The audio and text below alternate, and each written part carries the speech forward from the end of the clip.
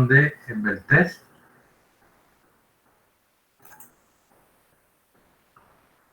Sí.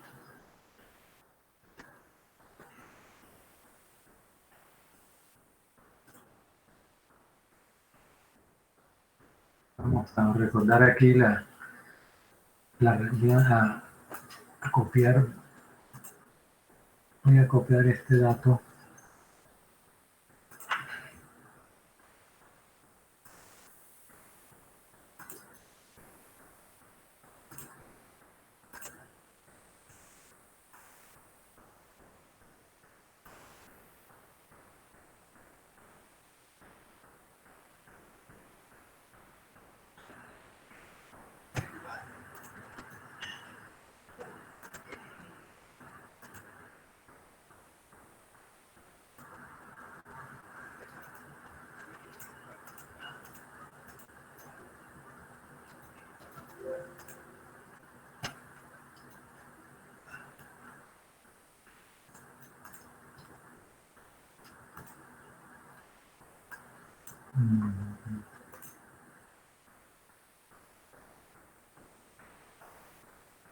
Bien, entonces decíamos que la ecuación de Euler está dada por esta ecuación, por esta fórmula, en donde RE es la relación de Beltrés, o sea, L sobre R, y R es el radio de giro dado por la fórmula raíz cuadrada de I sobre A. Entonces, en esa ecuación observamos que pi cuadrado por E es una constante y que lo que varía en esa ecuación es la relación de Beltrés que aparece en el denominador elevado al cuadrado. Entonces podemos mirar cómo sería la gráfica de la ecuación poniendo a variar los valores de RE. Lo que significa darle valores a la longitud desde 0 hasta infinito para ver qué pasa. Entonces ya esto lo habíamos hecho y encontramos que la ecuación corresponde a una ecuación asintótica con asíntotas en y en X. Que cuando la relación de Beltrés es muy pequeña, o sea, la longitud es casi 0, una columna muy corta, el esfuerzo crítico se hace infinito. Mientras que en el sentido contrario, en la medida en que la longitud se hace grande, infinitamente grande, la relación de Beltrés es muy grande y por lo tanto, al dividir la constante entre un valor muy grande, muy tendiendo a infinito, pues el esfuerzo tenderá a 0. Esa es la razón por la cual podemos hablar de que tanto el eje Y como el eje X son asíntotas. Lo otro es que esta curva que aparece allí corresponde a el nombre es una hipérbola equilátera. La hipérbola equilátera, si se acuerdan ustedes del cálculo, la hipérbola es una ecuación que tiene la forma x cuadrado sobre a cuadrado menos y cuadrado sobre b cuadrado igual a 1.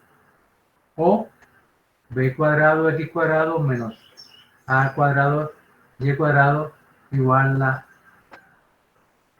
a cuadrado por b cuadrado. Entonces, esa hipérbola, cuando usted la gira, le queda en esta forma. Cuando usted la gira 95 grados, le da de esta forma. Vamos y les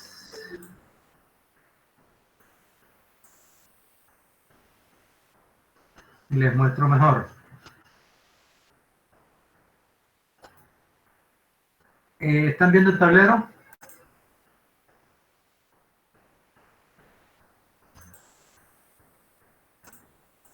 ¿Están viendo el tablero? ¿El nuevo tablero? Sí, profe. Ok. Sí, profe. Ustedes aprendieron de su cálculo o geometría analítica, si lo tuvieron por allá, que las hipérbolas tienen esta forma. Son dos ramales, ¿sí? Y la ecuación es x al cuadrado sobre a cuadrado menos y al cuadrado sobre b al cuadrado igual a 1. Cuando en lugar del signo menos hay signo más, ya esa es una elipse. ¿De acuerdo? Bueno, pues que repasemos esas cositas y las tengamos presentes. Bien, entonces, así sería la forma de esa hipérbola, con dos ramales, uno que se abre hacia la izquierda y otro se abre hacia la derecha, en donde el vértice podríamos decir que está en el centro del plano cartesiano. Si esta parábola la hacemos girar 45 grados, entonces esa hipérbola va a tomar la forma que les estoy mostrando en la diapositiva, es decir, va a tomar esta forma. Simplemente pues para recordar eso. Entonces, es una hipérbola equilátera. Ya saben que la palabra hipérbola, bueno, y girada a 45 grados. Bien, continuando el análisis de la ecuación, por un lado, se dijo que cuando la advertez tiende a cero, el esfuerzo tiende a infinito, pero eso es matemáticamente. El límite que se puede encontrar en la vida real es, en este caso, el límite de proporcionalidad, que en este caso lo hacemos coincidir aproximadamente al punto de fluencia del material, o sea que este punto máximo sería el FY. ¿Sí? Entonces, por esa razón, cuando uno hace un análisis matemático de un modelo de ingeniería, tiene que ver cuáles son las limitaciones de esa ecuación y compararla con lo que realmente resiste. Sí, hay que compararlo con los ensayos. Entonces, matemáticamente uno dice, no, eso es mentira de que un material, de acuerdo con la ecuación, tiende a infinito. Entonces, tiene un límite, que en este caso es el límite de proporcionalidad. Bueno, después, más adelantico, vamos a dar otra, vamos a tomar otro punto respecto a esto de que el máximo punto es FY. Interesante entonces analizar que la relación de Peltez, que está dada por la ecuación cuadrada de I sobre A, involucra el momento de inercia. ¿Sí? Entonces, como involucra el momento de inercia, vale la pena revisar cómo se calculan las inercias para las diferentes secciones que se utilizan para los perfiles metálicos. Ya se habló al comienzo del curso, creo que en la primera clase, de que los perfiles metálicos tienen formas muy delgadas, con el fin de que el centro de gravedad, que la masa se encuentre lejos del centro de gravedad y con ello lograr momentos de inercia bastante grandes. Por ejemplo, en el caso de esta canal que estoy mostrando acá, los ejes centroidales serían X y Y. Y vemos que estas aletas se encuentran alejadas del centro de gravedad. La idea cuál es? Que ese momento de inercia sea bastante grande. ¿Cómo calculamos que ese momento de inercia sea grande? ¿Cómo lo verificamos? Pues simplemente apliquen un momento de inercia calculado de acuerdo con el teorema de los ejes paralelos. ¿Sí?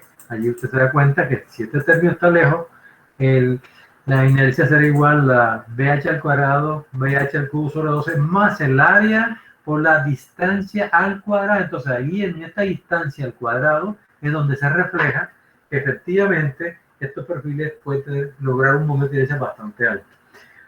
Eso por un lado. Pero como en la inercia hay dos, una inercia en X y una inercia en Y, nos damos cuenta que esas inercias varían mucho.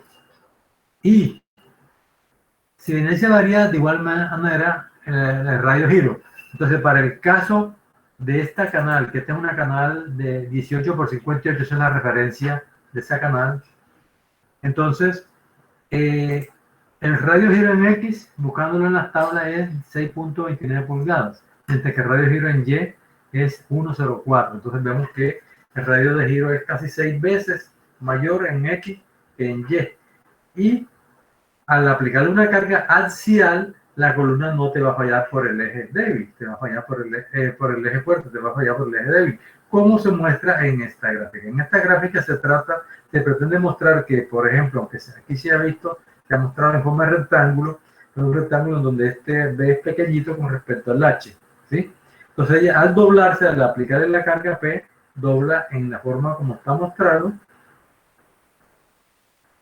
lo cual indica de que está fallando alrededor del eje Y, porque es el eje Y de giro en este caso, ¿sí?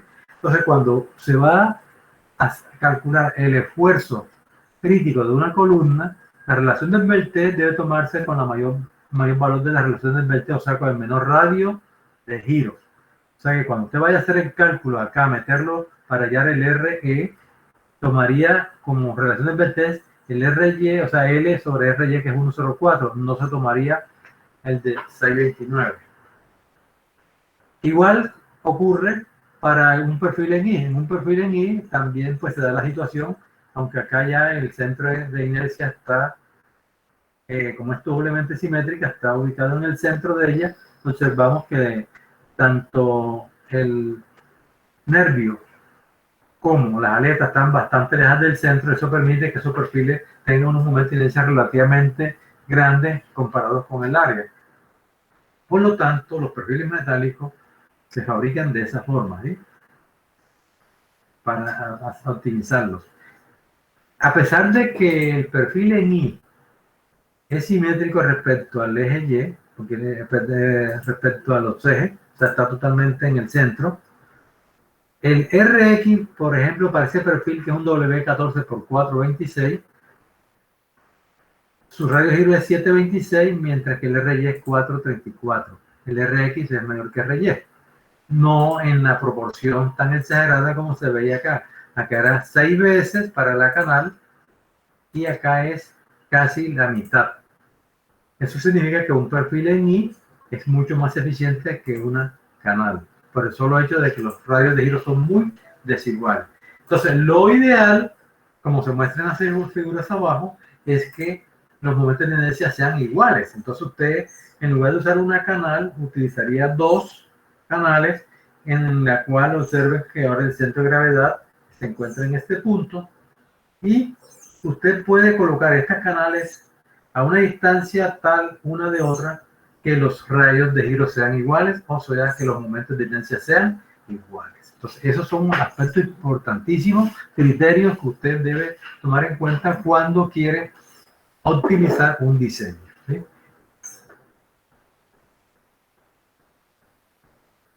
Lo mismo ocurriría para un ángulo. Un ángulo tiene los radios de giro muy desiguales y un ángulo solo es muy ineficiente.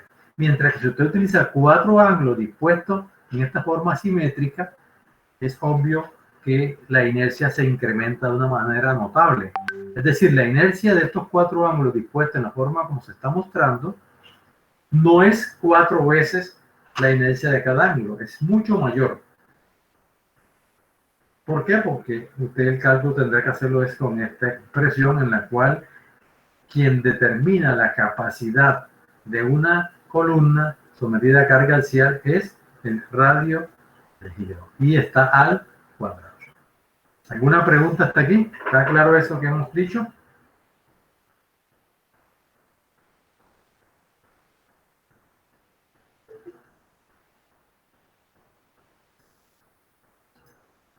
¿Ya está claro?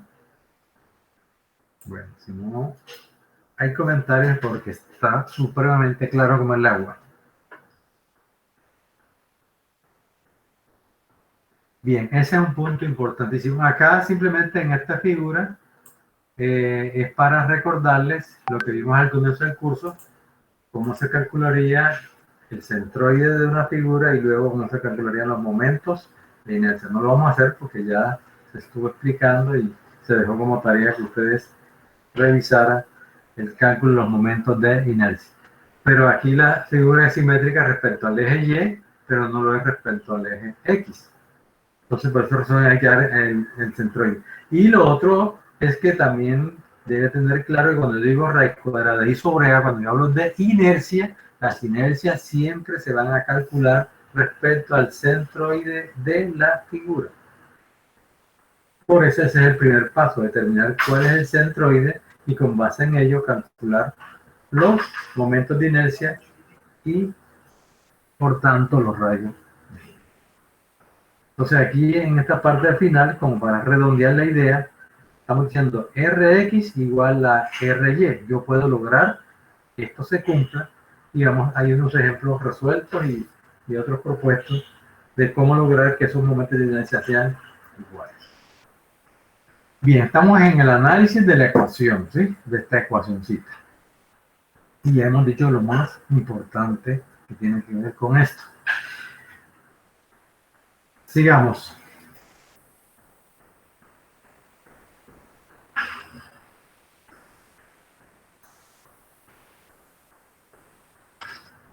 Entonces, lo primero, como resumen, el esfuerzo crítico es inversamente proporcional al cuadrado de la longitud o de las relaciones del test. Siguiente punto. ¿Qué pasa cuando L tiende a cero? Ya lo hemos dicho. Entonces, en este caso la ecuación no es válida, lo que me indica que yo esa curva la tengo que limitar a este punto. Entonces, esta curva que tenía esta forma hacia acá, ya no la puedo aceptar, ¿sí? Y me tengo que inventar, me tengo que idear qué curva podríamos trabajar en esta etapa de transición en la cual el esfuerzo pasa del límite de proporcionalidad de FY hasta el punto este, en donde a partir de allí se considera que la columna es esbelta. ¿Qué quiere decir eso, señores?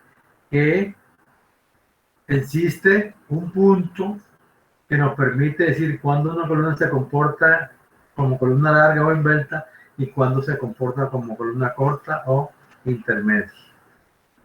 Entonces, ese límite sería FY.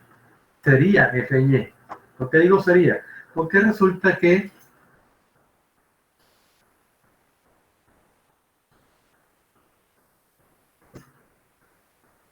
se ha encontrado que cuando un perfil en I se fabrica en caliente, ocurre que vamos a explicarles, voy a volver a la tablet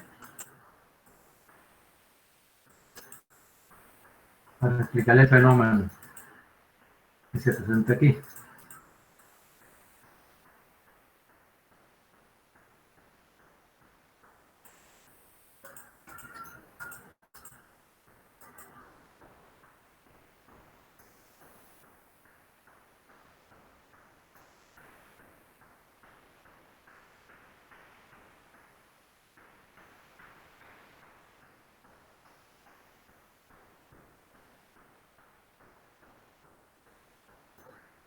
Bien, si yo tengo un perfil en I, en lo que estoy mostrando acá,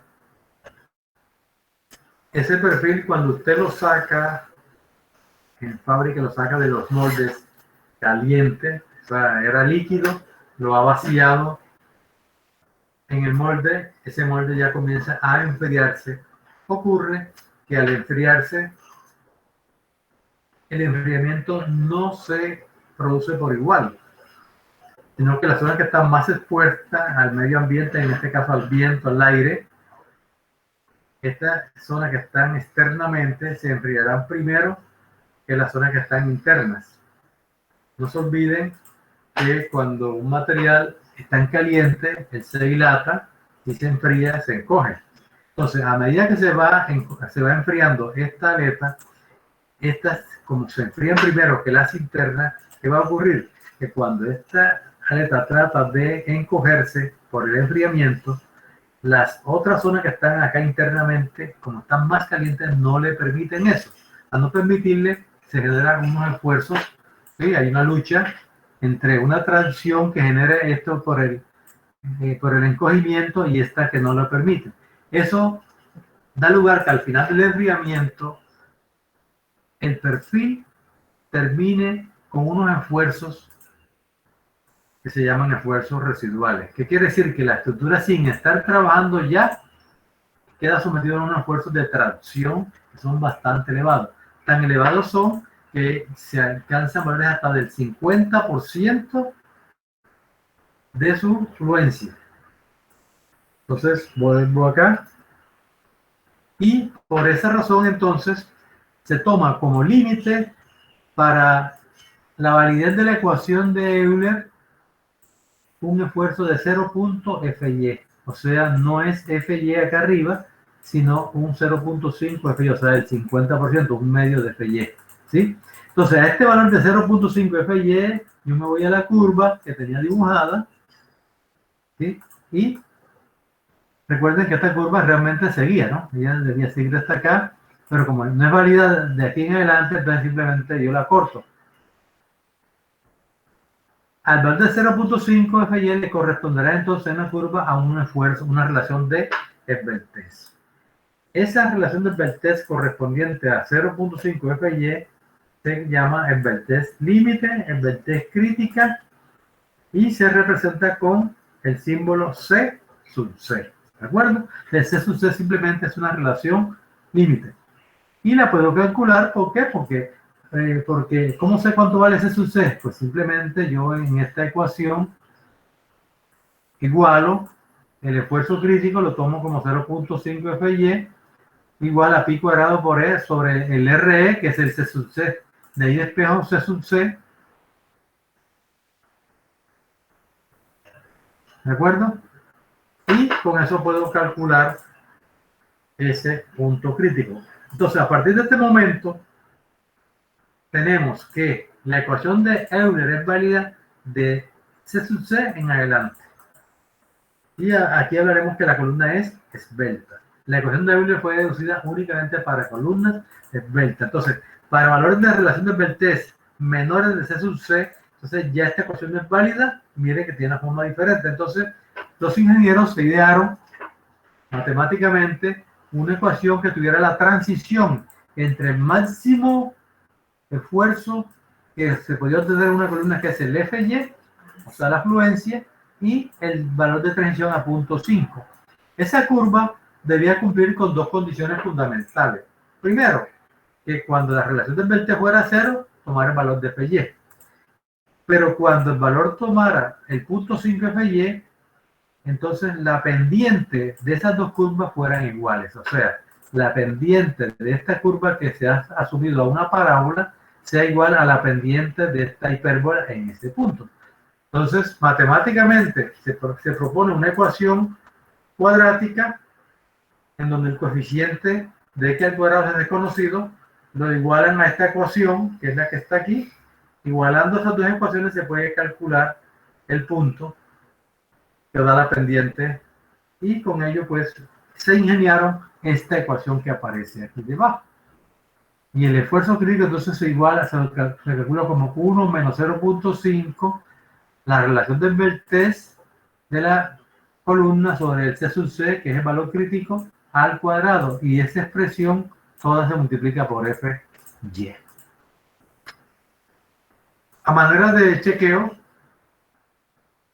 ¿qué pasa? A ver, ¿qué pasa cuando KL sobre R vale 0? ¿Cuánto vale el esfuerzo crítico? Pregunto, respóndame dos estudiantes. ¿Cuánto vale el esfuerzo crítico cuando la relación de esbeltez vale 0? FY. No le escucho, ahora un poquito más alto. FY. Vale FY, ¿cierto? Como debe ser, ¿verdad? En este punto vale acá. Y lo contrario, cuando el esfuerzo, la relación de esbeltez valga C sub C, o sea, este punto, ¿cuánto valdría el esfuerzo? 0.5 FY. 0.5. De pronto, sí. Sí, vamos a subir. Ya que estaba bajito el volumen, no la escuchaba muy bien. Ok. Entonces, miren que esto me indica de que esta curva pues cumple por lo menos estos dos requisitos mínimos, ¿no? Miren que, y esta curva lógicamente fue comprobada con ensayos, porque es una ecuación matemática en la cual usted iguala dos ecuaciones, trata de establecerle unos valores mínimos, unos requisitos mínimos de cumplimiento. En ese caso se dieron estos dos requisitos y los cumple, y eso fue, ha sido ya verificado con ensayos de laboratorio. Entonces esta ecuación es válida para el rango de columna corta.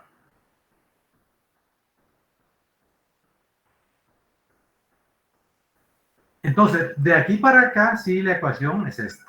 De tal manera que, en resumen, tenemos que para el diseño de las columnas se tienen dos ecuaciones. Una ecuación, esta que está aquí escrita, que es una parábola, varía desde 0 de esbeltez hasta C sub C. Y otra ecuación que es la ecuación de Euler, la hipérbola, que será válida entre C sub C y 200. Ya sabemos que 200, óigase bien, 200 es un límite que se puso con el fin de garantizar que la columna tenga una capacidad mínima a compresión. Pero no significa eso que la columna no sea válida, la ecuación de Euler no sea válida cuando la advertencia sea mayor de 200. Sí lo es. Usted la puede aplicar y calcularle cuánto es el esfuerzo. Simplemente reemplace allí. Pero va a dar un esfuerzo que van a ser cada vez más pequeño y por lo tanto, con el fin de establecer unos factores de seguridad mínimos, no se permite pasar de 200.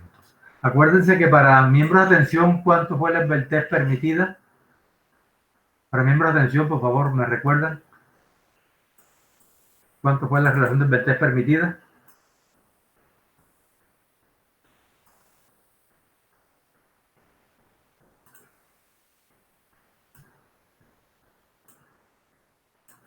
Y estos caballeros como que tienen memoria de gallo, caramba, que de 2 semanas hacia acá ya olvidaron todo lo de detención.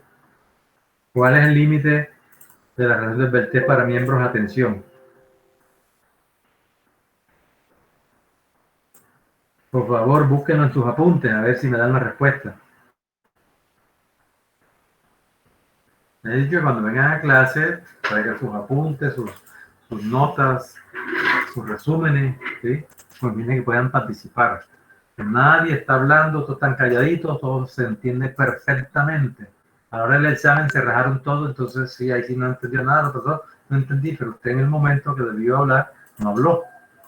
Entonces, por favor, necesito que me participen en las clases, que estén atentos, no es prender la conexión e irse a dormir y a hacer otras labores. Entonces, que nadie me va a decir cuánto es el valor de la relación de Berthet para miembros de atención, la permitida, la máxima.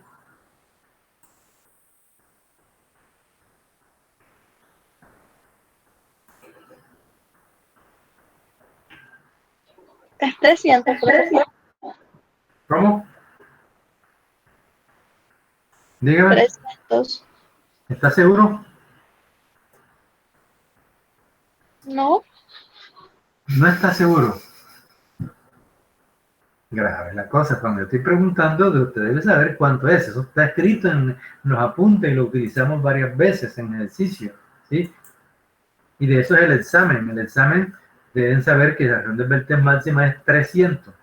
No me puede preguntar que es profesor o no es. No, profesor es 300. ¿Por qué 300? Porque así está estipulado en las normas, así se ha establecido. ¿De acuerdo? Se tienen que hablar con propiedad. Bien.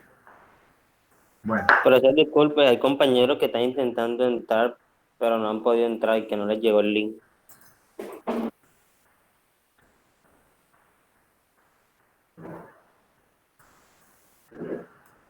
Lo que pasa es que tienen que hablar con la jefe de departamento y que ella se ponga en contacto con sistemas. Porque es que ocurre que ustedes saben que la división del curso se hizo hasta 35 y parece que hay más de 35. Pero yo no sé quiénes son los que están de más porque no me han pasado el listado de esos estudiantes. O sea, en la plataforma me aparecen todavía 62 estudiantes, o sea, no han hecho elección y antes de salir a Semana Santa se lo solicité que estuviera listo, porque yo sin eso no puedo programar nada, no puedo hacer talleres, no puedo, se vuelve muy difícil el desarrollo de las clases. Entonces, por favor, los estudiantes que no tengan el link, averigüen en qué están inscritos. Yo voy a solicitar esta ahora después de la clase, esta tarde, que por favor me pasen nuevamente el listado, porque se había dividido hasta 35, pero de ahí como eran orden alfabético, los que se matricularon adicional, no sé quiénes son. ¿Estamos? Entonces, por favor, Profesor, lo que pasa es que llegan 3 links de estructuras metálicas y a mi compañero le llegaron 2 para la clase de hoy. ¿cómo así que 3 links? O sea, para acceder a su clase habían llegado 3 links. Entonces yo entré en toditos 3, nada más solo uno era donde estaba usted. Y a los compañeros le llegaron solamente 2 links. Qué raro. Bueno, déjenme. No, aquí para. Bueno, un momentico, voy a déjame ver cuántos hay. Vamos a mirar y resolvemos esta situación. Primero voy a ver cuántos están en estos momentos activos. Hay 23, 22. Déjenme y entro al listado de estudiantes primero y le hago la invitación.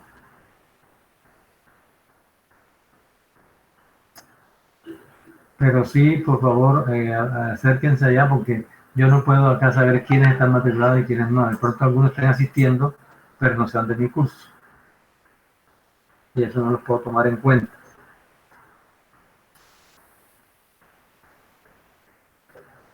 Por ejemplo, profe, yo adicioné después, o sea, por adición y pedí que me fuera en este grupo y aparecí matriculado, o sea, el mismo horario y todo, pero ajá, no sé si ya aparezco en la lista o no.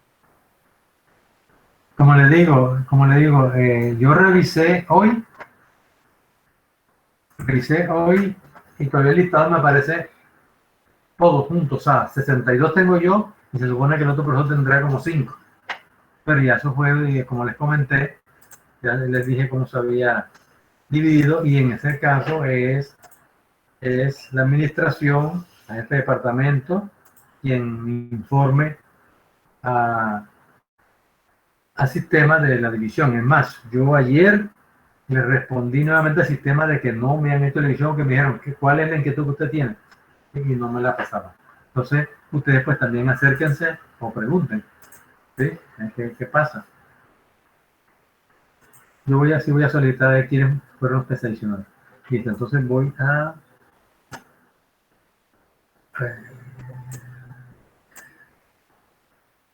ver si funciona.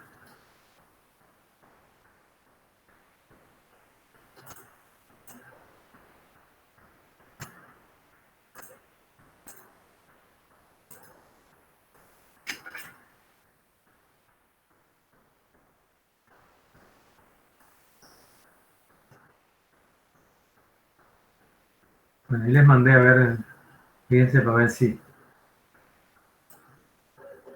la reciben.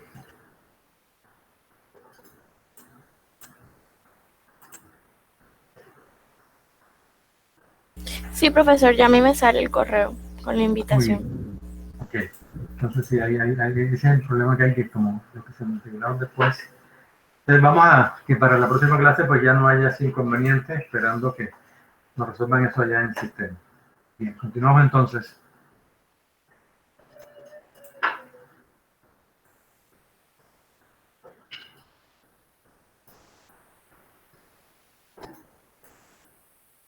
Y entonces aquí ya con este cuadro, con esta filmina, se muestra el resumen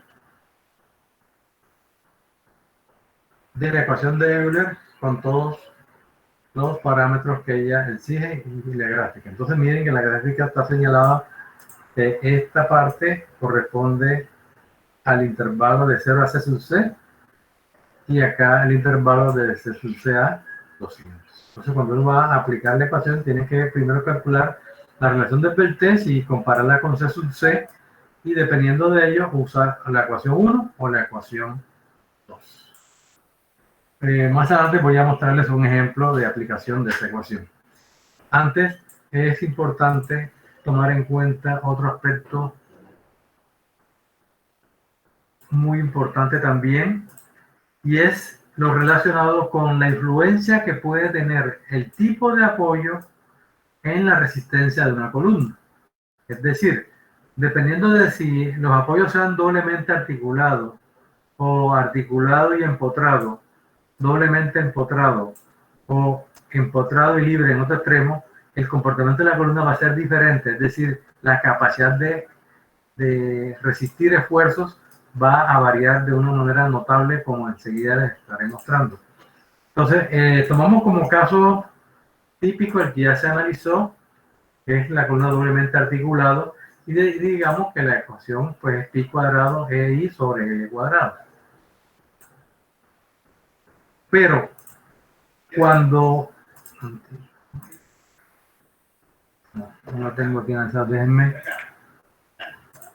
para que lo entiendan un poquito mejor, déjenme y...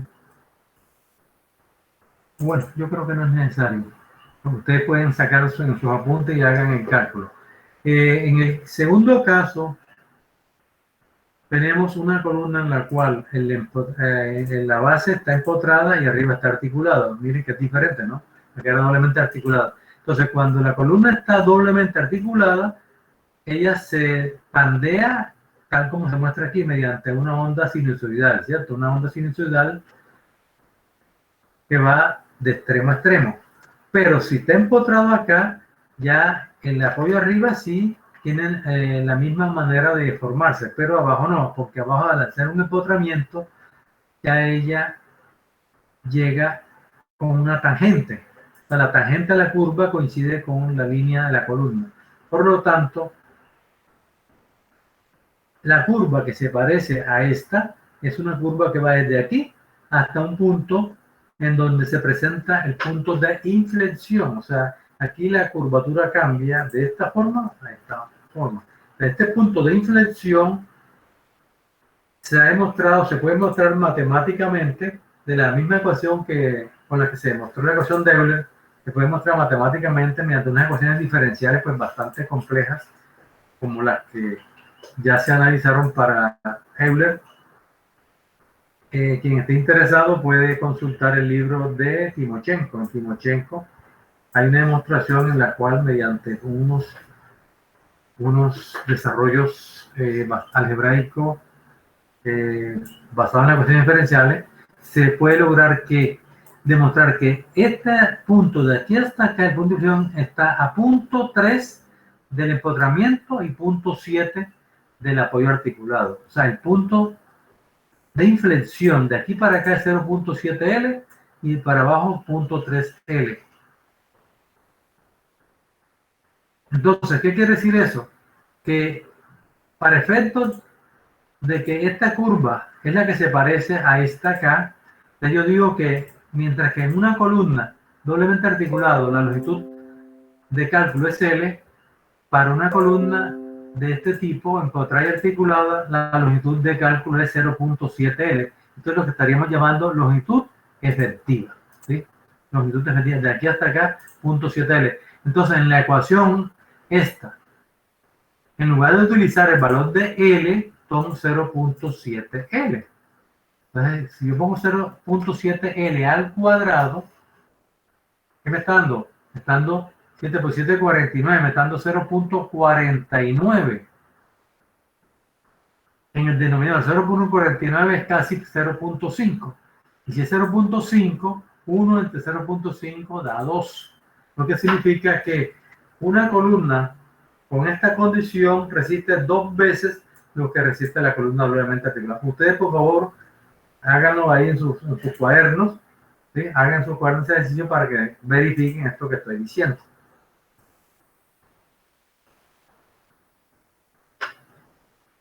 Para el caso de la columna doblemente empotrada, entonces el empotramiento me está generando 2 tangentes en los extremos, o sea, la curva es tangente a la longitud de la columna, o sea que aquí la pendiente es 0 y es 0. Entonces hay 3 curvaturas, una curvatura, 2 curvaturas, 3 curvaturas, puntos de inflexión aquí y acá. Entonces, esta parte de aquí hasta acá es la que se parece, esta curva que está aquí, es la que se parece a esta. O sea, todas las vamos a comparar con el caso básico de la doblemente articulada. Y se demuestra también de forma similar que ese punto de inflexión está a 0.25 del extremo, 0.25, por lo tanto en el centro queda 0.5, que es la curva que se parece a esta. Entonces, la longitud efectiva de cálculo para una columna doblemente empotrada es L igual a 0.5L.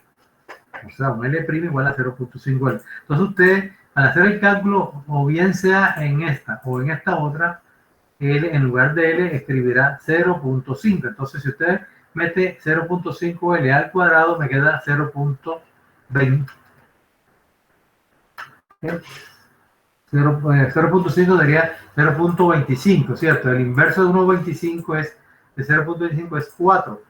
Lo que significa entonces que una columna doblemente empotrada me resiste 4 veces lo que resiste la doblemente articulada y 2 veces lo que resiste la empotrada y articulada. Y finalmente, el otro caso es cuando tengo una columna tipo mástil, que significa que está empotrada en la base, pero está libre en el extremo. A ver, ¿quién me señala un ejemplo de qué columna puede tener esta forma? De estar empotrada abajo y libre arriba. A ver, piensen un poquito, a ver, ¿cómo consideramos que una columna esté empotrada acá abajo y libre arriba? ¿Qué caso podría ser ese?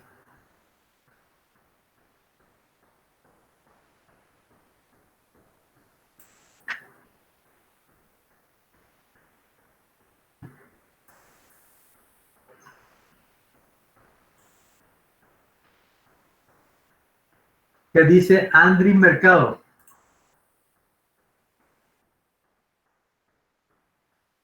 Entonces, ¿dónde está usted cuando la pregunta? Ok. ¿Qué ejemplo, qué caso puede ser, o en qué caso se puede presentar que una columna tenga esta forma? Que esté empotrada abajo, pero esté libre arriba. O sea, que arriba se pueda mover libremente hacia los lados. ¿Cuál podría ser ese caso? Un ejemplo. Perfecto. Un muro de contención.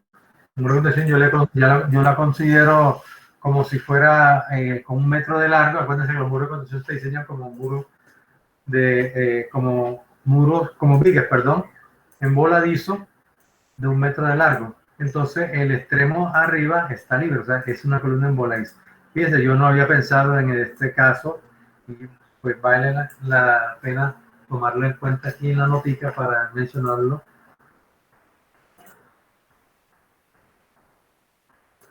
Muro de contención, muy bien. ¿Alguien más puede decirme qué otro caso, aparte del muro de contención? Que acabo de anotarlo aquí. ¿Qué pasa con los tanques elevados? Los tanques elevados para almacenamiento de agua.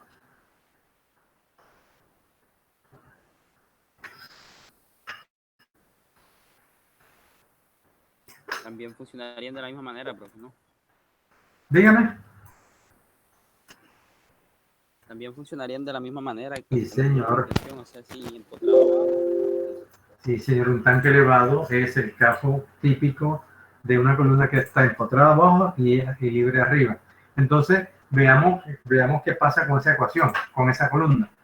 Entonces, al pandearse la columna, mire que el pandeo ahora es de esta manera. O sea, en la parte libre en la que se puede pandear, ¿cierto? Alejarse del punto original. Pero tiene que pasar por acá. Entonces, miren que ya esta curva, así como está, no se parece a ningún tramo de las anteriores, por lo menos de la primera. Pero si nosotros prolongamos esta elástica hacia abajo, o sea, le dibujamos la simétrica, al hacerla así, miren que ya esta forma que está aquí se parece a esta, o sea, la onda sinusoidal, una onda completa. De tal manera que en este caso, ¿cuánto sería esta longitud? Esta longitud equivalente sería 2 veces L. ¿Qué quiere decir eso? Que una columna empotrada en la base y libre arriba se comporta como si su longitud de pandeo fuera 2 veces L, para que se parezca, se pueda comparar con esta. Entonces usted, cuando va a aplicar la ecuación de Euler, aquí en lugar de L, ¿qué debe escribir? 2L. Al escribir 2L, a elevarlo al cuadrado, me va a quedar 4L al cuadrado, pero este 4 está en el denominador. Significa entonces que una columna empotrada y libre resiste la cuarta parte de lo que resistiría esta. Y la 16ª parte de lo que resistiría esta. Así pues que, señores, comiencen a temblar cuando les pongan a diseñar un tanque elevado. ¿Sí? Un tanque elevado tiene un comportamiento pues bastante, no es que no se pueda, sino que hay que tomar en cuenta este comportamiento para saber que su capacidad se está reduciendo 4 veces lo que existiría una columna doblemente articulada. Por esa razón, cuando usted diseña tanques elevados en una edificación, pues trate de que efectivamente esa columna no esté libre, sino que podamos tomar una de las tantas columnas del edificio y colocarla. Por ejemplo, vamos a poner un ejemplito aquí.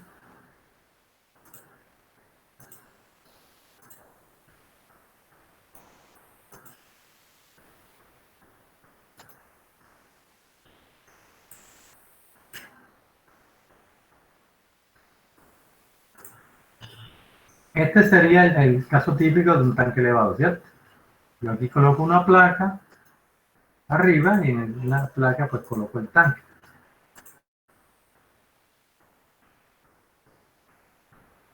Tanque de 500 litros, que es más pequeño, creo que hay de 250, de 1000 litros, de 2000 litros, y hay tanques de 5000 y 10.000 litros que ya se están utilizando en los acueductos para no tener que hacer esa mole tan grande arriba, ¿no? Pero igual toca. Entonces, lo que les decía es que uno en las edificaciones muchas veces lo que hace es que, por ejemplo, si este edificio, si esta columna yo la puedo colocar en un extremo de la casa que esté diseñando, por ejemplo, que esta sea una parte, un pórtico, ¿sí? Y usted tiene que suministrarle agua con presión a todos los pisos de la casa, ¿sí? Entonces, por lo tanto, esta columna yo la formo parte del edificio, pero lo único que va a quedar libre es esta de acá arriba. Y a esto que va a quedar arriba, pues es mucho menos, serán 2 metros o 3 metros a lo sumo. Mientras que si no es así, estaría diseñando una columna de 9 metros de altura. Esa sí la tienes que diseñar con mucho cuidado porque te vas a quedar una columna demasiado esbelta. Y usted sabe que, mientras que si la hace así, yo la diseño como si fuera de 3 metros. Y usted sabe lo que pasa con Euler. Aquí, P crítico es igual a pi cuadrado I sobre L al cuadrado. Si fuera 9, sería sobre 81. Mientras que si la misma columna, lo que va a quedar libre para pandear 3 metros, ya saben que va a quedar, ¿verdad? Se lo estoy poniendo en un caso extremo para que se despierte primero que todo del sueño que tienen y tengan mucho cuidado cuando se enfrenten al diseño de una columna de este tipo. Aquí, si la longitud es 3 metros, al cuadrado sería 9. ¿Qué está indicando esto? Que está indicando claramente que esta columna de 3 metros resiste 9 veces lo que resistiría esta otra si estuviera libre de 9 metros, o digámoslo al revés. La columna de 9 metros resiste la 9ª parte de lo que resiste esto. O sea, si por ejemplo esta carga crítica me dio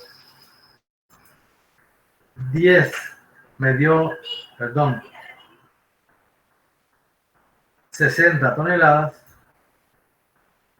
esta resistiría ¿qué? 60 entre 9.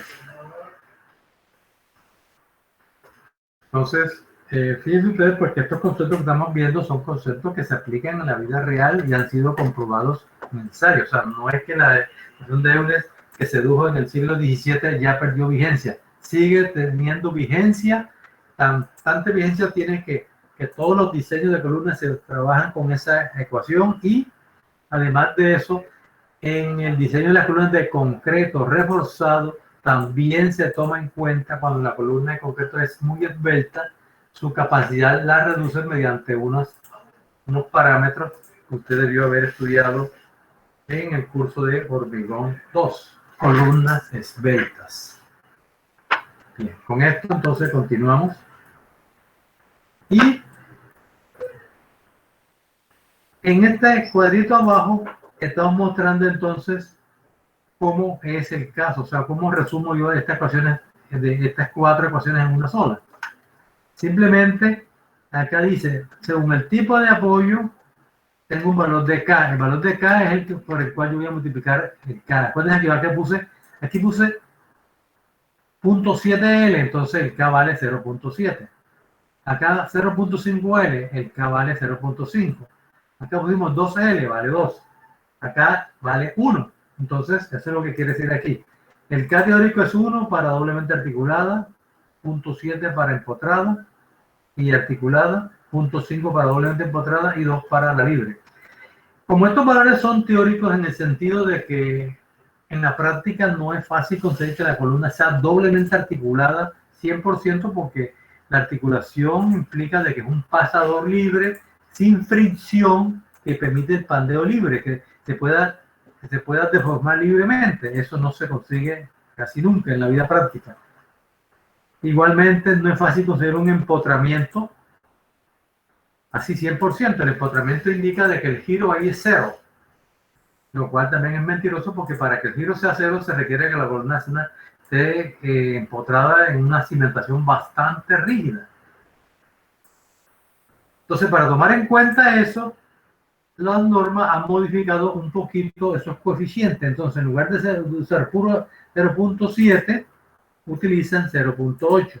En lugar de 0.5, 0.65 y en lugar de 2, 2.1. Bien, espero que eso haya quedado claro. Todo se basa pues en esas curvitas que aparecen allí muy claras y debe tenerle un significado muy valioso. ¿Preguntas? Bueno, todo está demasiado claro. Continuamos. Bien, vamos a hacer un ejemplo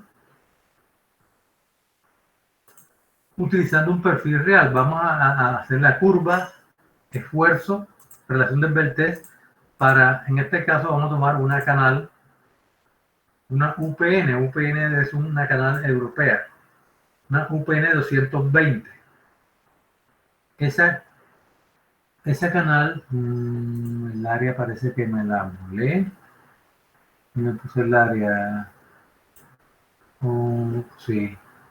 Bueno, aquí debe tener, el área debe estar acá. Déjenme que yo creo que lo tengo en otro archivo.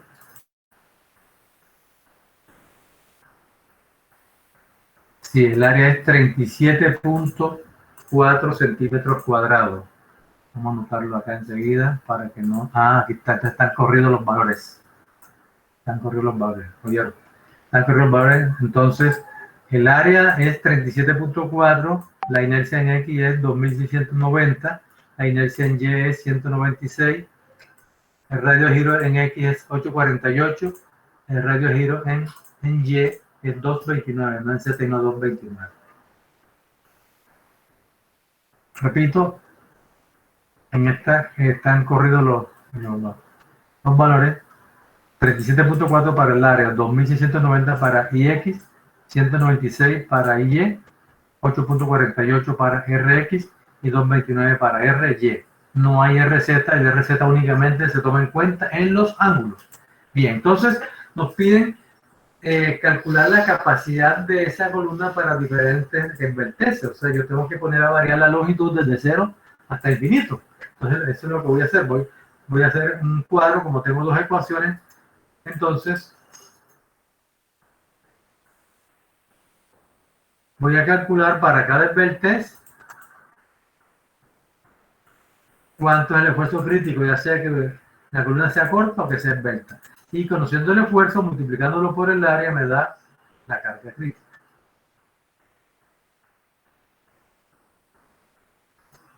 Entonces, con esa información, vamos a mostrarles mejor vamos a mostrarle acá el Excel, que hay más claridad en algunos aspectos.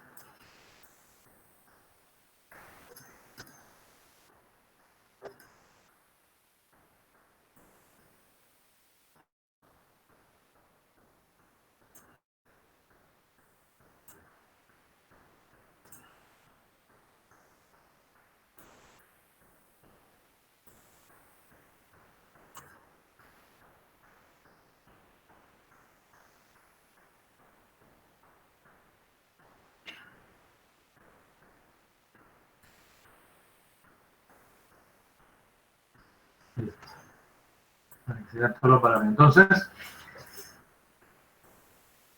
en esta presentación puede verse la canal 220 con las características que ya habíamos mencionado, corregida. El centroide aquí no interesa en este momento. Necesitamos el módulo de elasticidad 200.000 megapascal, el FY 350. El C sub C, de acuerdo a la igualación que dijimos anteriormente, se puede obtener con la ecuación pi raíz de 2e sobre FY. Todo eso está en el libro, está en las notas y en cualquier libro lo encuentra. Cómo se puede calcular C sub C. Y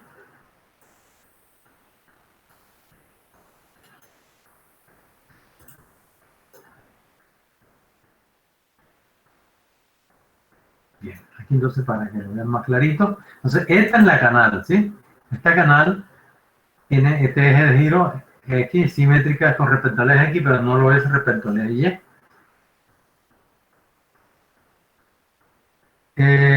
La canal tiene un problemita de que su radio de giro en X es muy pequeño en comparación con el eje Y, como lo pueden ver. El RX vale 8.48, el RY vale 2.29. ¿sí? Por lo tanto, ella va a pandear alrededor del eje Y.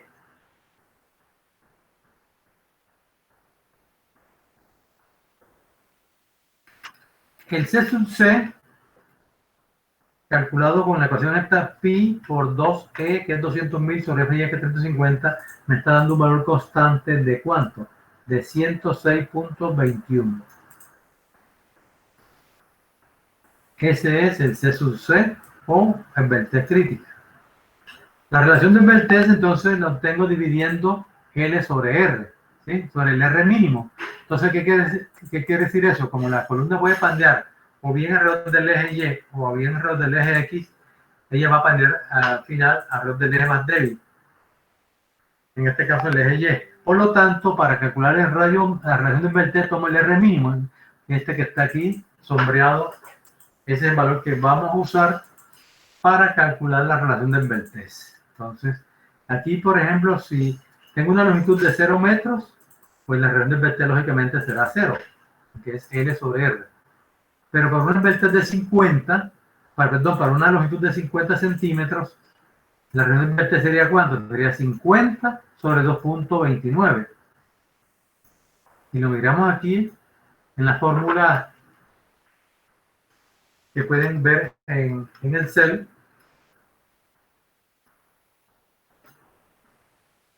Pueden verificar que efectivamente esa envertez da ¿cuánto? Daría 50 sobre 2.29 da 21.84.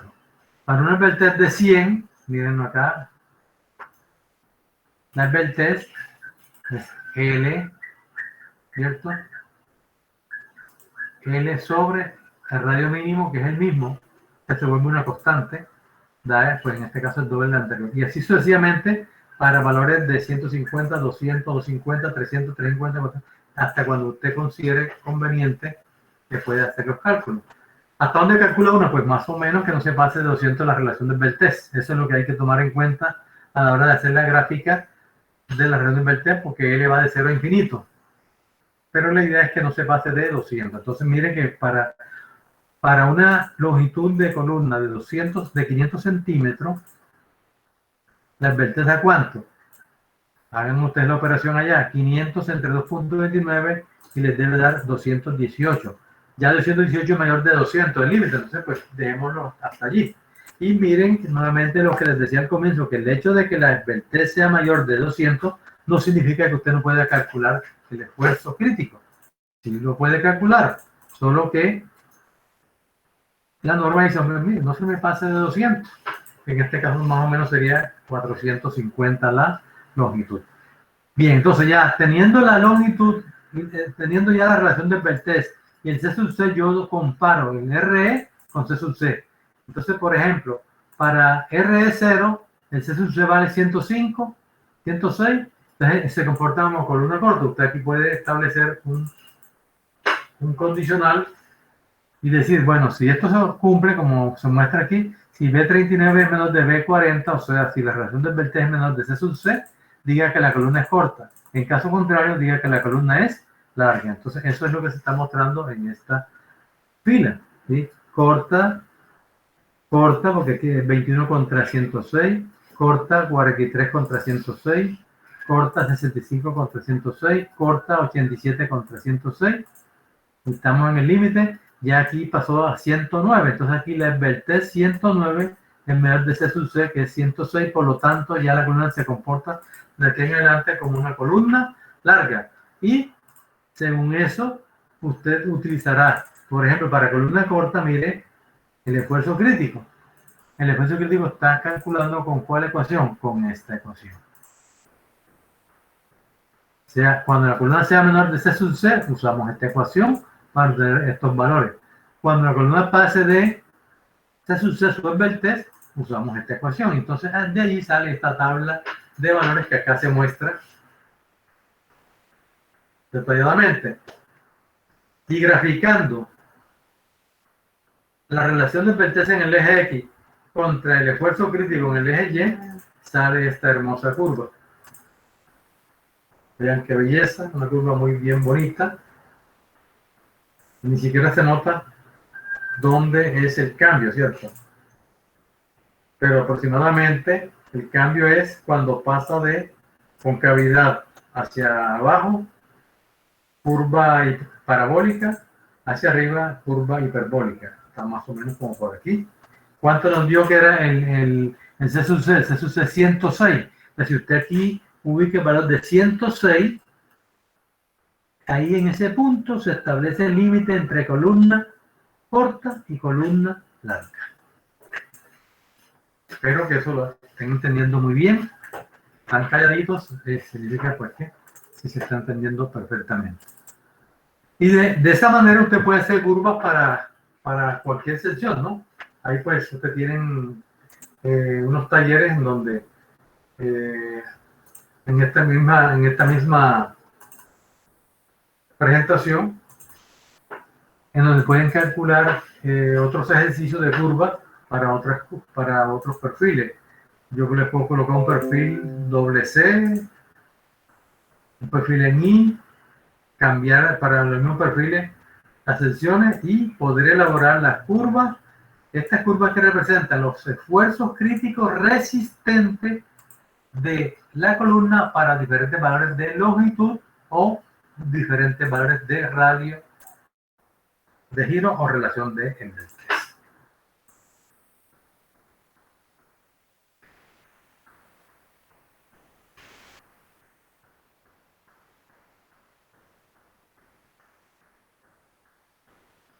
¿Qué hora es? 11:15.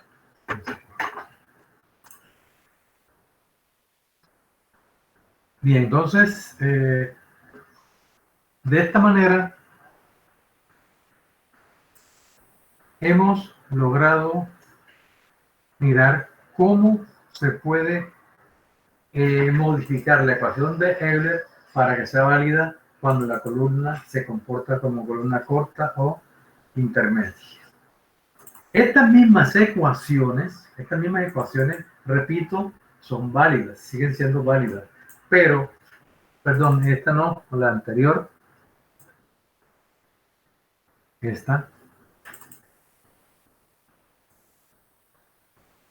ecuación sigue siendo válida actualmente en la norma, pero ellos hicieron unas modificaciones a los parámetros.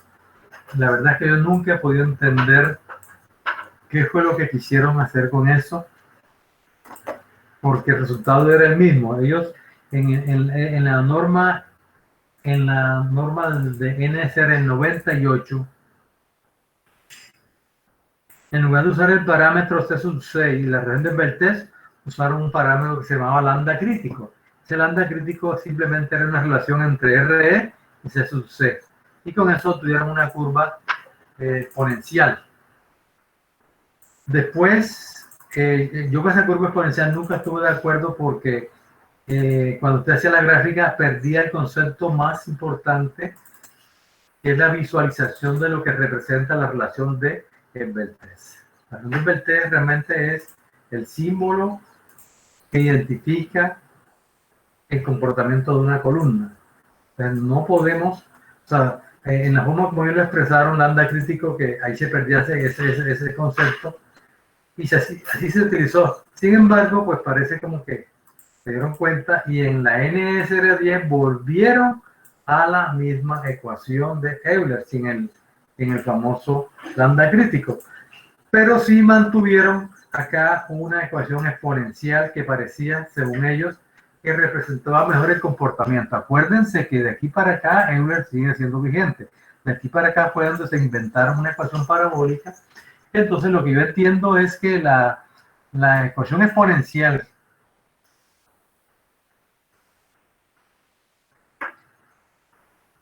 es esta que aparece acá, la ecuación exponencial que ahora es vigente para la NSR10, es así. Esfuerzo crítico igual a 0.658 elevado a el exponente FY sobre FE. ¿Sí? Entonces, lo que entiendo, repito, ellos consideraron de que esta ecuación era más real, representaba mejor el comportamiento de la anterior. Pero si hacemos los cálculos, y eso los dejo de tarea, verifiquen y se darán cuenta que son muy aproximados el hacer uso de esta ecuación o hacer uso de la anterior. Pero, en resumen, de ahora en adelante, cuando estemos hablando de diseño del miembro de compresión según la NSR10, debemos utilizar esta. Cuando yo les diga, usen la ecuación básica de Euler, con la que inicialmente comenzamos a entender el comportamiento, entonces es cuando debemos usar la otra. Pero para diseño, esta será la ecuación nuestra. Y en esta ecuación, entonces, resumiendo,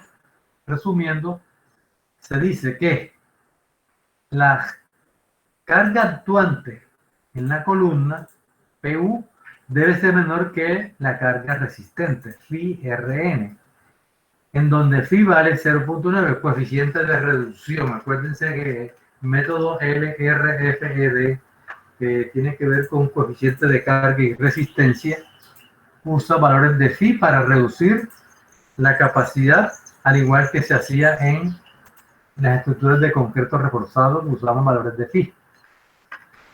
Y las cargas se mayoran de la misma manera como se utilizan en concreto reforzado. Y los factores de mayoración son los mismos. 1.2 para carga muerta, 1.6 para carga viva. Este esfuerzo crítico, entonces, se calcula primero calculando el C sub C. El C sub C también tuvo una ligera modificación. La variación es muy pequeña. Yo ni siquiera me atrevería a hablar de que es un factor de seguridad. Así lo escribí en las notas, pero no sé, porque es un factor de seguridad pequeñito. O sea, esta ecuación comparada con la anterior da valores con una diferencia de menos del 5%. Pero digamos que esta es la ecuación que debemos usar para el C sub C como límite. Y entonces decir que si la advertencia es menor de C sub C, usamos esta ecuación. Y si es mayor, usamos esta ecuación.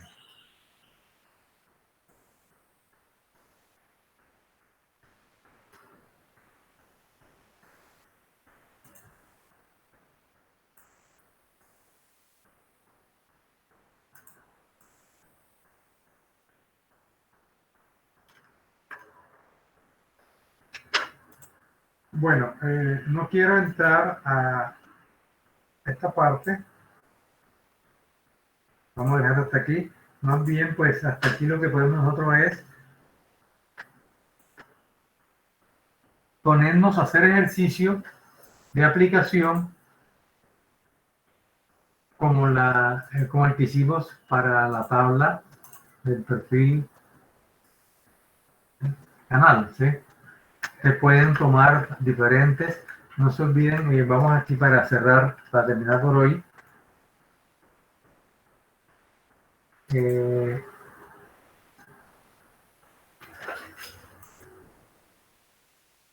¿Están viendo la tabla ya? ¿El tablero en blanco?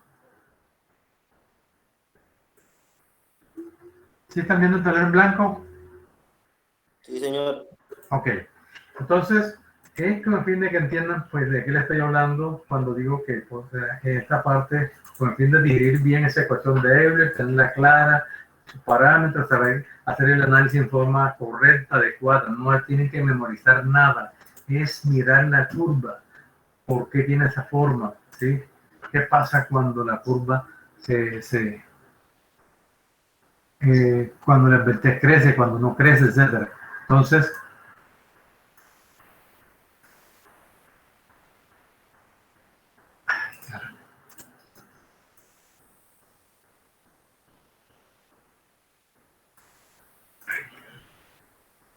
ese punto es bien malo.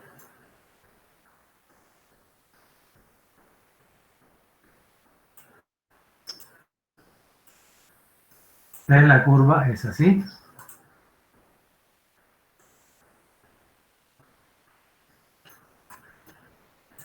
La relación de vertex. Y acá está el esfuerzo crítico.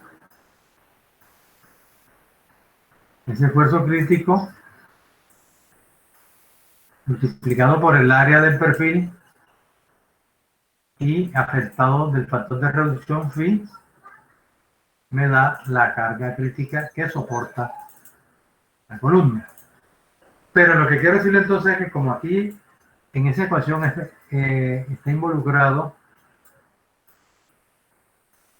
la vertex pi cuadrado sobre relación del vertex al cuadrado.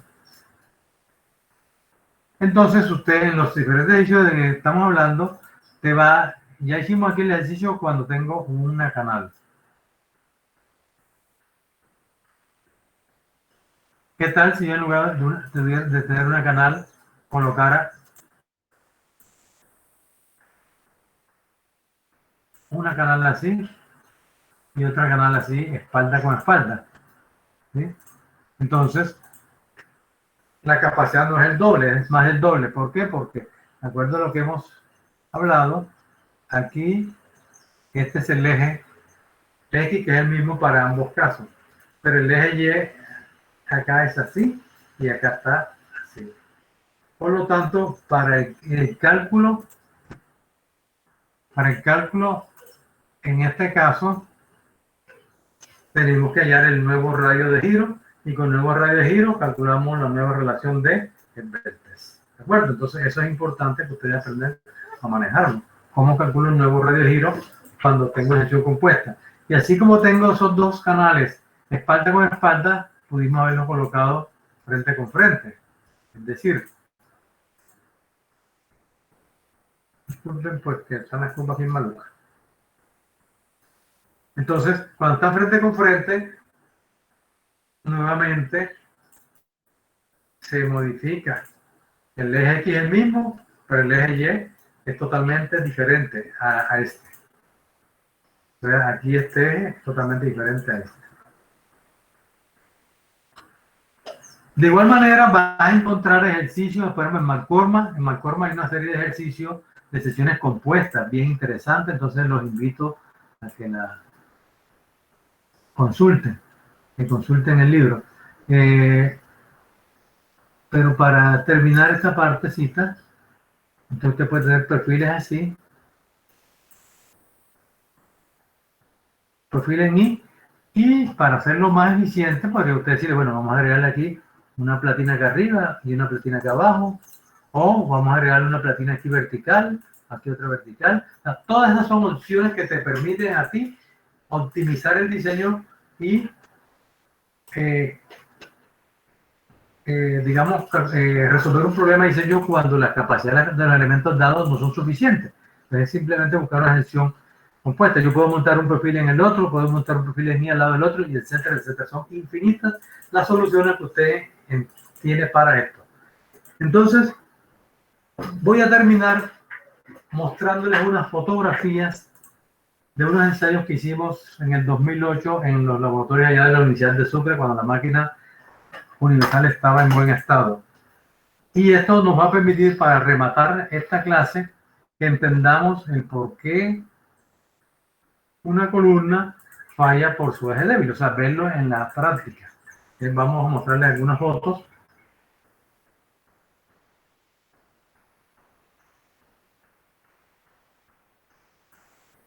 Le cogieron unas fotitos, se cerraron.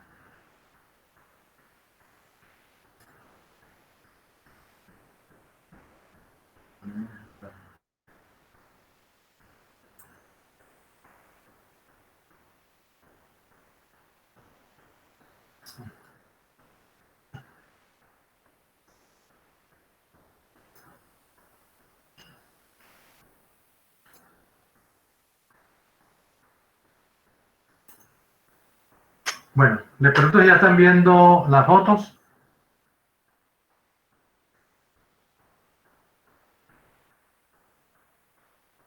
Sí, claro, bro. Muy bien. Bien, entonces vamos a mostrar una secuencia. Pues, eso lo enseñamos en donde está la máquina universal y acá nos lo traímos para el laboratorio de suelos. Con el fin de pues, poder hacer una mesa redonda con los estudiantes analizando los resultados. Esto fue hecho, mira, aquí está en la fecha, el 21 de marzo del 2008, hora 15:49, o sea, 3:49. Bien, entonces vamos a mirar una serie de fotos, pues van, no está en orden.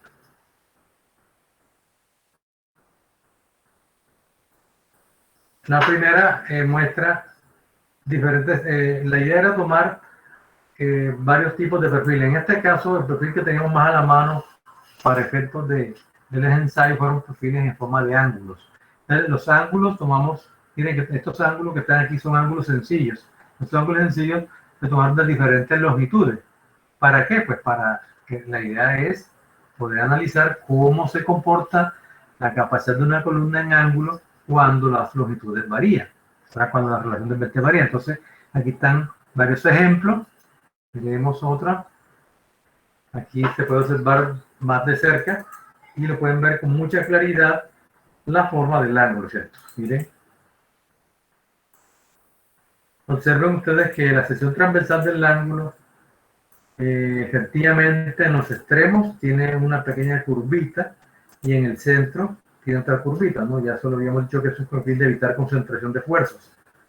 Se ve hasta más elegante, pero básicamente es para evitar esa concentración de fuerzas que se presenta en los extremos. O sea, es como una transición que se presenta en el área.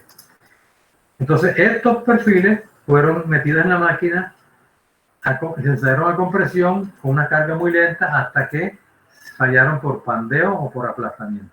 Estos mismos perfiles, entonces, con el fin de ver con otros comportamientos de lo que les acabo de hablar, algunos se colocaron frente con frente doble, formando una canal, otros se colocaron frente con frente formando un tubo, una sección tubular, y en cada caso analizamos cómo falla.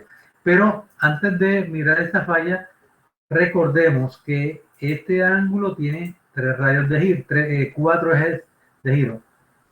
Eje X, eje Y, eje Z y eje W.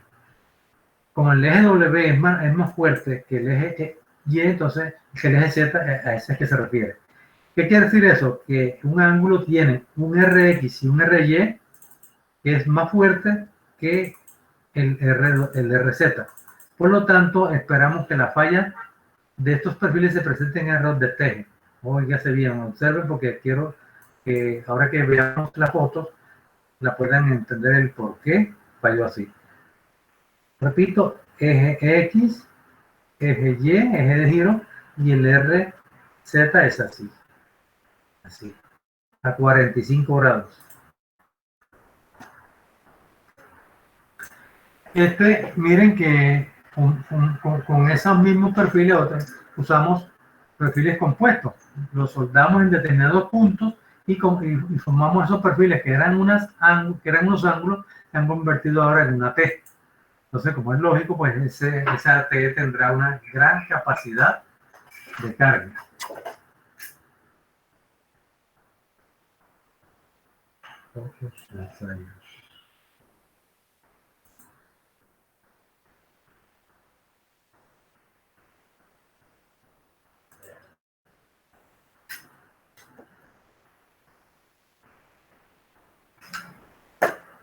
Y usted puede calcular el nuevo radio de hidrogelación compuesta y hacerle su curva.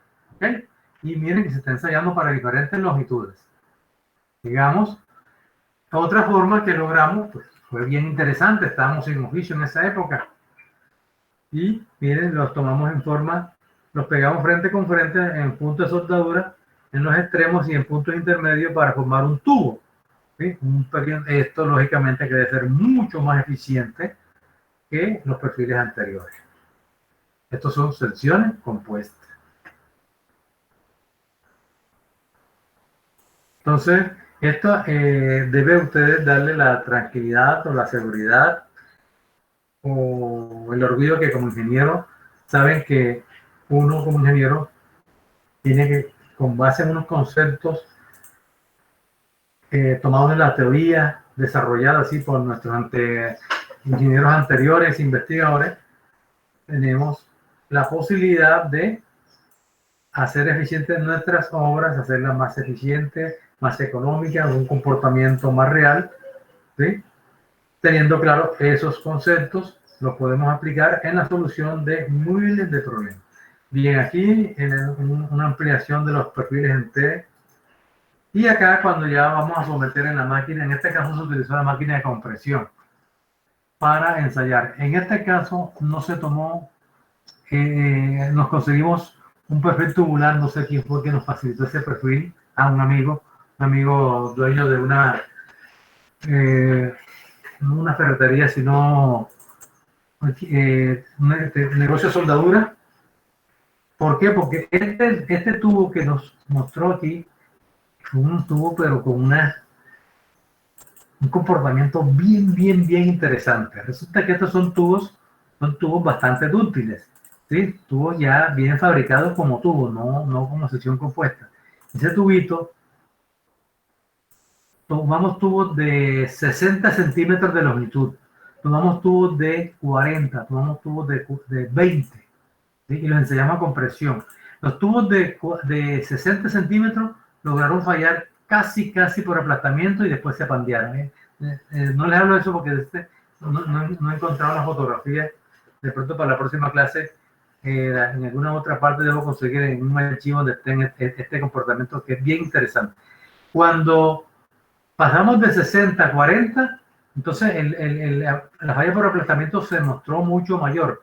Y cuando las columnas fueron de 20 centímetros hacia abajo, fallaron por aplastamiento, que ellos se arrugaron como cuando uno coge un caramelo y lo aplasta, ¿sí? Uno coge un caramelo, lo aplasta, así le fallaron estos elementos. O sea, eso mostraba que los perfiles tubulares eran muy eficientes para falla a compresión, para resistencia a compresión. Y en particular este tubo que era muy dulce, digamos así, o más bien hablemos no de dulce, no. Dulce porque me recuerda el caramelo, pero más bien hablemos de dúctil, por la capacidad de fluencia. Aquí se muestra, para esta en la máquina ya que en estos momentos está dañada. Miren cómo pandea.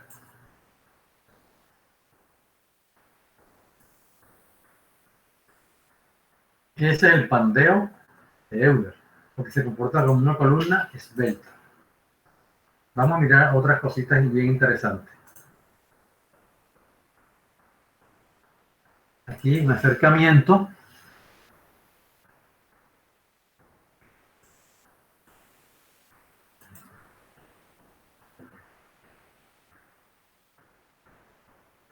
Acá tomamos, ya aquí estamos ensayando los ángulos que se soldaron frente con frente formando un tubito. Se está sometiendo a carga de compresión axial y miren cómo pandea. Aquí en este caso es un ángulo sencillo. Miren la forma, traten de visualizar la forma como pandea. Voy a ver si puedo aumentar.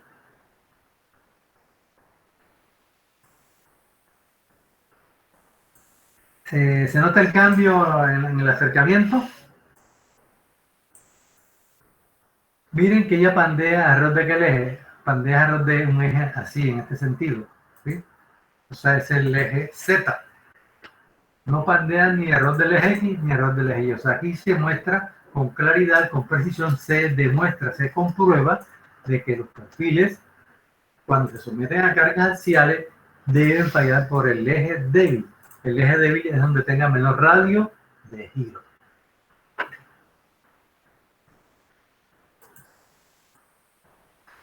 Sigamos viendo otras fotos. Miren, acá se puede observar con más detalle el fenómeno de las fallas por el lado débil. Este es el mismo perfil, pero de mayor longitud. Entonces, al ser de mayor longitud, pandeó más rápido, o sea, con una carga mucho menor que la anterior, pero falló de la misma manera, por el eje débil, porque es un perfil sencillo. Y lo pueden ver. Acá, pues, están fascinados viendo la manera como se pandearon. Otro ejercicio que hicimos fue usar ángulos pegados de un lado, formando especie de una canal. Y aquí tenemos la modelo observando esos canales que la contratamos especialmente para esa clase. Veamos otros ensayos. Miren el pandeo. Fíjense que corresponde a la gráfica de Euler. Bueno, esa es parte del grupo de estructuras metálicas en ese entonces. Estaban felices de la vida. Pero fíjense, para hacer todos estos ensayos que sí se pueden hacer, el problema no es la pandemia, el problema es que realmente tengamos los laboratorios, los equipos funcionando. Y la máquina de compresión no está funcionando. No sirve ni para hacer un ensayo de compresión. Tampoco funciona la máquina de universal. Entonces, les digo esto pues para que ustedes como estudiantes reclamen sus derechos a una enseñanza mucho más práctica. Bien, acá es un elemento más corto y quiero que vean la manera como se está comportando. Por favor, que alguien respire para que me diga si me están escuchando o se ha cortado la internet. Sí, lo estamos escuchando, profe. Muy bien, gracias. Entonces, miren, aquí se está haciendo el ensayo de otro, y miren, aquí vamos a ver algo bien interesante en este pandeo. Creo que hay un acercamiento de esta falla. Miren la curva que tiene, ¿no? Creo que hay un acercamiento.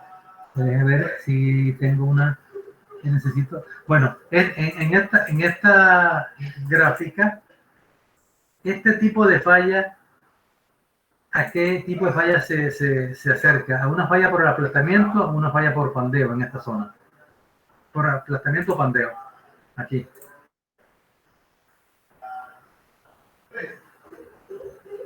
Miren la forma como se está arrugando, ¿cierto? Por aplastamiento, ¿no? Aplastamiento. En estos puntos hay un aplastamiento. Entonces, estos elementos comienzan aplastándose primero y después se pandean, ¿ya? Porque ninguno termina aplastado, excepto, como les decía, que la columna fuera demasiado corta. Pero vamos a ver si vemos otra cosita interesante. Acá tenemos otro modelo que también contratamos de las Islas Hawái y está mostrando la manera como se pandeó ese elemento y pueden observarlo acá. Este es un ángulo que es más corto y miren que en ese ángulo sí se alcanza a apreciar algo de aplastamiento, o sea, comienza a plantear. Lo que pasa es que como es en forma de ángulo, pues usted no puede pensar que se va a aplastar como un cilindro hecho de barro, ¿cierto? Es como uno se imagina un cilindro hecho de barro, lo aplasta, se ve claritico. Acá, como es un perfil metálico en donde los elementos son muy delgados, se prestan otro tipo de pandeo que se llaman pandeo local, que será motivo de próxima clase. En próxima clase veremos de que muchas veces la columna no alcanza a fallar por pandeo y antes del pandeo lateral se presentan pandeos locales. Pero lo que quiero mostrar es que aquí, en principio, por ser corta, trata de generarse una falla por aplastamiento. Y miren que nosotros fuimos bastante exigentes en ese momento. La administración sí nos financió, no fueron 2 modelos, no 3 modelos, ¿sí? Y entonces acá podéis observar con el dedito, miren cómo logró pandear este elemento ¿sí? Como columna corta, en donde se puede ver claramente que la falla es por el eje débil, como se muestra allí.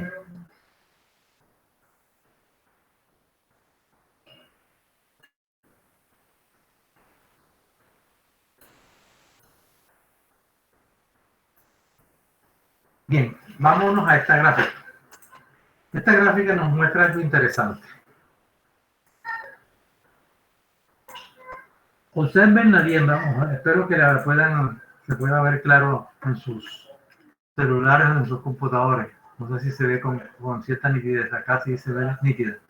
Lo que quiero que observen es la forma como se está pandeando.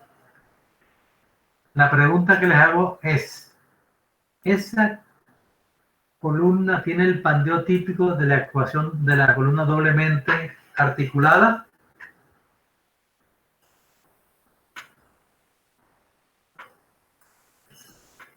Mientras responde, 1 minuto para beberme un vaso de agua.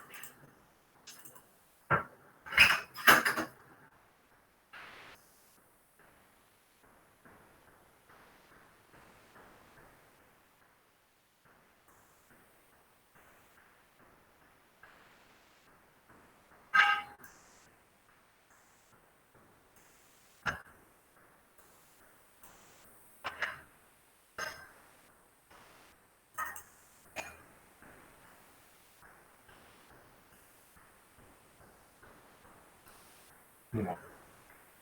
No.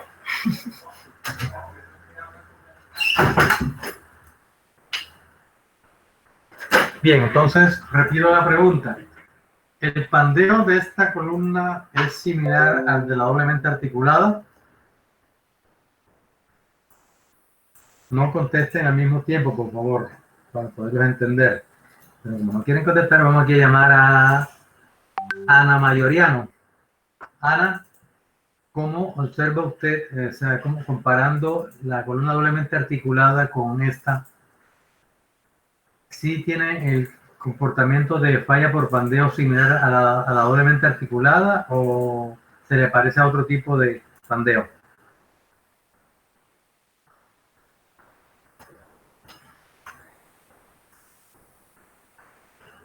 Ana, preséntese, por lo menos salude.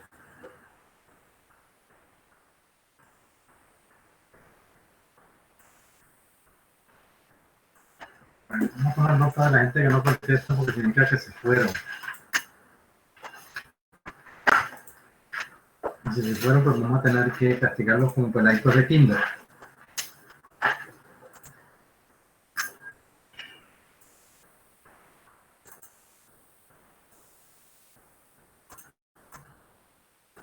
Tenía el micrófono abierto.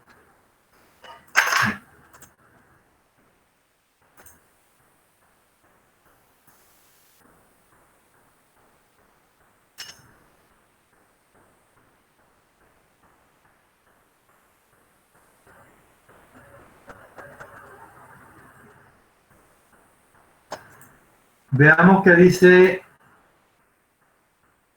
Andrick Mercado.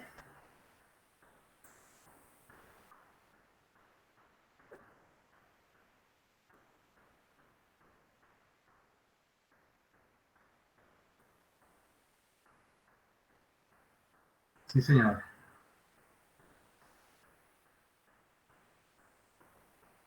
¿Esta o la anterior? Esta.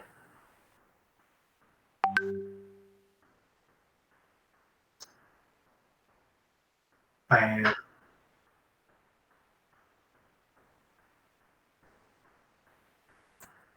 su respuesta es precisa, muy acertada, muy clara. Vamos a tomarlo en cuenta. Ahora, usted mismo, Andrés, observando los apoyos, por ejemplo, fíjese, bueno, en ambos, tanto el de arriba como el de abajo, de pronto el de abajo es más claro. Pregunto, ¿esa columna está soldada abajo? O sea, soldada a la base.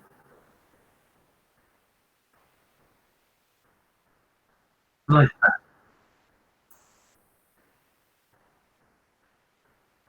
Perfecto. O sea, Muy bien, ella tiene un apoyo simple.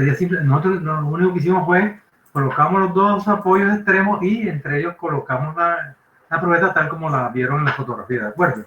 Bueno, y si es un apoyo simple, ¿por qué cree usted? Vamos a ver, meterle un poquito de ingeniería más allá. ¿Por qué cree usted que entonces se pandeó así, que se pandea inicialmente como si fuera empotrada y después se pandea en la parte central? ¿Qué cree que es lo que ayuda o cree que contribuye a que esa sea la manera de falla de ese elemento, como doblemente empotrada y no como simplemente apoyada o articulada? A ver, piensa un poquito. ¿La qué?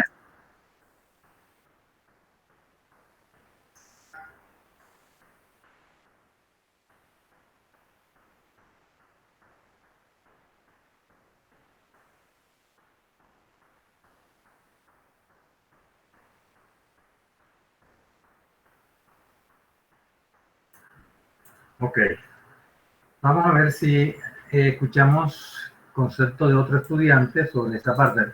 La primera parte que respondió, perfecta. En esta vamos a hacer el análisis, ¿verdad? Es parcialmente válido. ¿No? Vamos a ver aquí. Pero muy bien. Yo creo que Sí. sería más que todo por el ancho de la platina Ajá. que está impidiendo de que el objeto como tal gire en ese punto de apoyo. Uy, la botó usted de jonrón, Iván.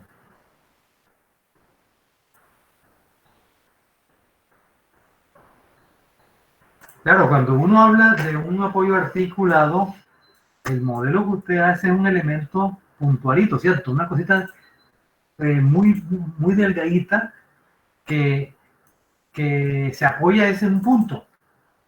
Al apoyarse en un punto, él puede girar libremente, como articulación. Pero así, en este caso, tal como usted lo dice, yo tengo un área de sustentación bastante grande, que es la sección transversal de la viga, se apoya en la placa y eso genera una fricción, ¿sí? Una fricción que se genera entre el elemento vertical y la placa de base. Esa fricción impide que se deslice y se pueda soltar, porque le comento lo siguiente. El primer perfil que estuvimos ensayando lo hicimos con mucho cuidado, con mucho miedo, hasta tal punto que el primero que usamos le colocamos, ¿se acuerda que hay una canasta que a veces protege la máquina de compresión, el cilindro? ¿Sí? Una canasta para que cuando se reviente el cilindro no pringue con las partículas a los que están viendo el ensayo. Entonces nosotros allí colocamos esa malla y nos alejamos todos, porque si de pronto cuando fuera a ensayar se deslizara, podía salir proyectado salir como un proyectil que podía generar pues un accidente, ¿ya? Hecho la primera, la primera, inclusive hicimos dos, pues ya le cogimos confianza y colocándolas con mucho cuidado de que quedara lo más vertical posible y que las caras fueran totalmente paralelas, logramos pues que esos ensayos tuvieran éxito. Pero es muy acertada la opinión suya. Muy bien. Y mire, vamos entonces a las últimas fotos que faltan aquí por ver. Acá otra que tiene una falla similar. Miren, acá se ve también con bastante precisión para otro perfil, en una columna más corta y también es todo el área de sustentación, es digamos relativamente grande y genera una fricción entre, cuando esto se aplasta aquí, una fricción y no permite que gire. Al no girar, esto se comporta como si fuera empotrada, ¿sí? Es decir, que si usted hace el cálculo con la ecuación de Euler para la doblemente articulada, con las propiedades que tiene ese perfil, que ya usted lo conoce porque tiene algo real, entonces debe darse cuenta que la capacidad de carga con la que falló esto, que aparece allí en el dial de la máquina, esa carga debe ser mucho mayor o un porcentaje mayor que la obtenida teóricamente con la ecuación de Euler. ¿Por qué? Porque la ecuación de Euler ya está considerando que es doblemente articulada, mientras que acá se asemeja más a un empotramiento. Entonces, todo eso que vimos de los K es perfectamente válido. Bien, aquí ya finalizamos con otras gráficas. Y bien, aquí se despide pues el grupo de Sensei.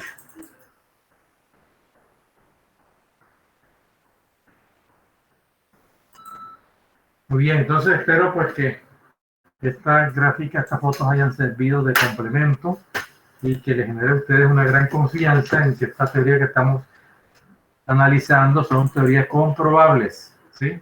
Que eso es lo más importante para el ingeniero. Uno sepa que esas teorías necesariamente siempre deben estar bajo un soporte de laboratorios. Entonces nos vemos el próximo martes. Hasta entonces, que tengan buen día.